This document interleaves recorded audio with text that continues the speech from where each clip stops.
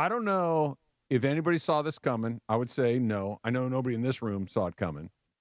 But Clayton Kershaw has been so blanking good for the Dodgers this season. Defies belief. And what he did on Friday night was exactly what a guy like Clayton Kershaw should have done and was still able to do. The meanest, nastiest, you-know-what in your clubhouse. It's been around forever. He's got a bunch of gray in his beard. He's going straight to the Hall of Fame. Who couldn't break a window at this point with his fastball. Goes out there against a team that is white hot, the San Diego Padres, for a team that is ice cold, and goes out there and absolutely shoves. Set the tone. Absolutely shoves. 6 innings, 2 hits, 1 run. And it was a home run off the foul pole, whatever. But again, he didn't walk anybody. He walked 1 guy in 6 innings and went out there and did what Hall of Famers do, which is, guys, I'm going to put an end to this. I'm going to get us off on the right start. It was a brilliant performance by a guy who's had a million of them, but they had to have it, and that guy gave it to him.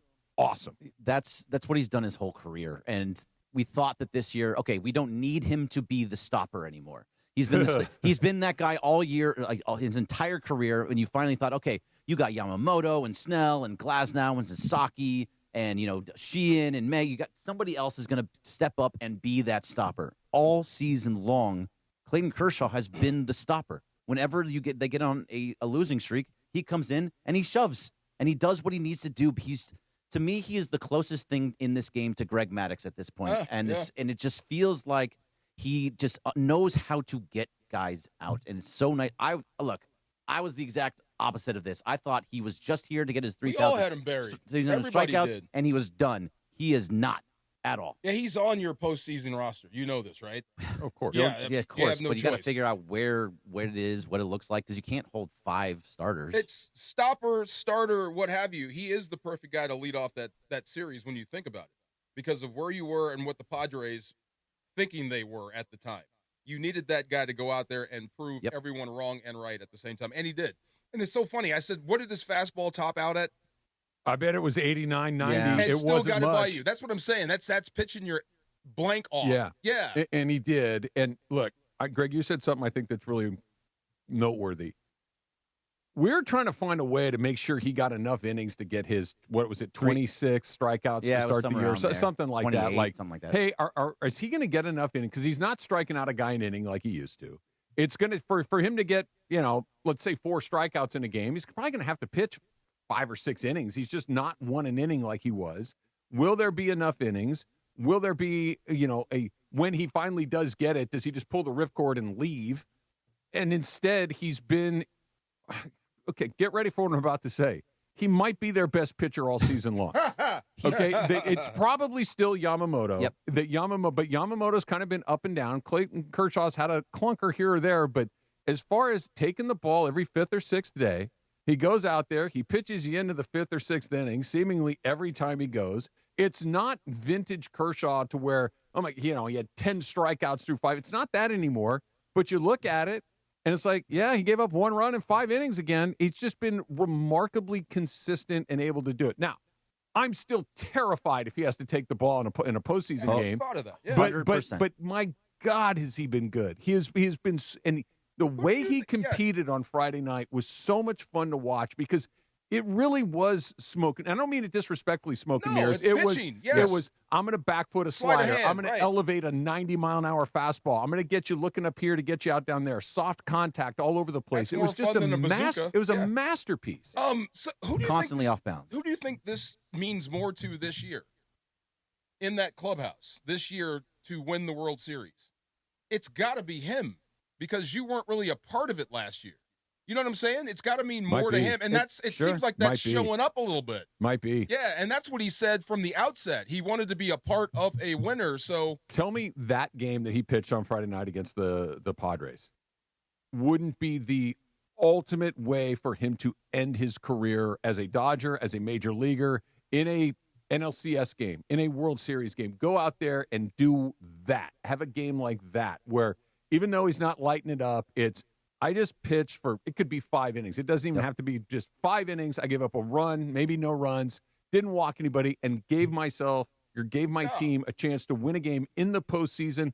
That's the walk-off shot that I think we're all hoping to see. That's him walking off on a massive, massive high note. Yeah. Because even the last 2 starts, by the way, have both been this way. First, it was against Max Scherzer against Toronto, where he was great against the Blue Jays. Yep. And now he does it against the Padres. These are 2 top teams. Those are the type of teams you're going to play against. Yes, 100%. They were also the Blue Jays are the #1 team in the AL East by far. At the time, the Padres were in first place in the NL West. Yeah, it's the same exact. They took 2 top teams and he shoved against both of them. The fact he's second on the team in can I throw another one in there? ERA. Like think about how crazy this is. There's a long way to go. We'll see what happens through October. We'll see what happens through the postseason and everything else.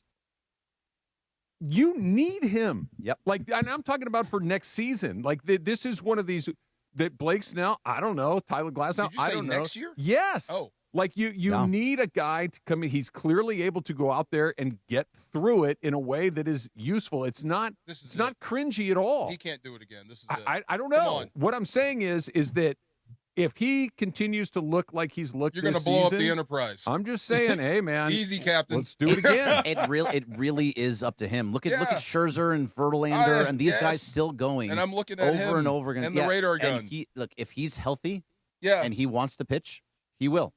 If he's not, and he thinks after this season, he's like, I just can't do anymore. Respect. My arms. How old is he again? 36. The Dodgers can't rely on a 37-year-old pitcher to be their best guy. Well, they shouldn't be able to do it right now. No, I think that's by necessity. It's by necessity, and he's doing something that's shocking the world. But going into next season, no. But that's his point. Okay, look at what you have next season. You have Ohtani pitching. You have Glasnow, Snell, Sasaki, hurt, and then Yamamoto, which you kind of trade the world and get Skeens. I don't think Pittsburgh. He didn't laugh. Well, it's just not going to happen. It just probably won't. Yeah. But the guys you have are typically injury prone, and you have Sheehan, somebody in the back to help in that. But you do not have. River Ryan will be back by then. There's going to be other guys that are minor. You know his name we never talk about, and he was maybe their best pitcher last year for most of the year? It's Gavin Stone. Oh, yeah, Gavin Stone's going to be back? Yeah, he was great last year. Yeah. You forget about these guys because they all have Tommy John surgery. You don't see him for a year. Get in line. It's like the deli. They got the little thing that you pull, the little number with the little legs. McDonald's with Tommy John. Yeah. Wow. No, they've just been burning through these guys one after the other. And look, I would still, if you said place a bet, does he pitch next year? Probably not. But because I think that there's at least a realistic scenario where he pitches in the postseason, pitches well, they win the World Series again, and he can kind of say see you later. But this is and look, I'm going to eat some crow here because I was 100% wrong 3 months ago. I'm like, about him? Just don't embarrass yourself. Yeah. Just don't go out there and get clobbered and make this look ugly. It all year we missed it. He's been phenomenal. Remember that time that in the press conference I could say something, but I don't want to get in trouble? Mm-hmm. He's been telling us all year about this and how much he means to this and what this means to him. So if you're looking for motivation, then look at him and what he's doing. This is what's driving the team, if you ask me. I want to play this for you. This is him talking about on the series, the gravity of the series against the Pods. I mean, I think when you've done this, as long as we have, it's August now, you try and treat every day the same, but and then hopefully the situation just helps magnify everything, so it's a game in August, obviously. It's not that huge a deal, but, the way we were going, it felt like a big game for us, and thankful we got a win tonight. There you go. Yeah. Like it is, and that is, he's hitting both of the things that matter. Guys, Yep. This is not the biggest game of the year because there's a long way to go. We're not that far behind, but yeah. But if I went out there and I jammed a bat down their You throats. dang right. That was nice. Right. Yeah.